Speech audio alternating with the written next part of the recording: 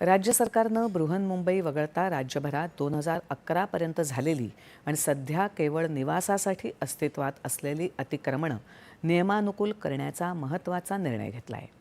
याबाबतचा शासन निर्णय जारी करण्यात आला आहे. राज्यातील लाखो गरीब आणि गरजू कुटुंबांचा निवासस्थानाचा प्रश्न निकाली काढण्यासाठी सरकारनं हे महत्त्वाकांक्षी पाऊल उचलल्याचं महसूल मंत्री चंद्रशेखर बावनकुळे यांनी सांगितलं. या निर्णयानुसार कोणत्याही परिस्थितीत भारताचा नागरिक नसलेल्या व्यक्तीचं अतिक्रमण नियमित होणार नाही. अंमलबजावणी करणाऱ्या अधिकाऱ्यानं याची दक्षता घ्यायची. असं अतिक्रमण आढळलं तर पोलीस ठाण्यात तक्रार नोंदवण्याचे आदेश दिलेत.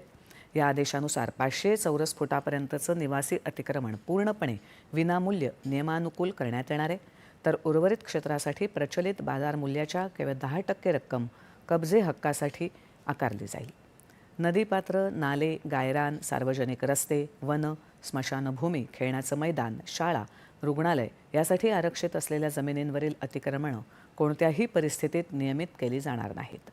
अशा बाधित कुटुंबांना प्रधानमंत्री आवास योजनेतून पर्यायी घरं उपलब्ध करून देण्याचा निर्णय सरकारनं घेतला आहे.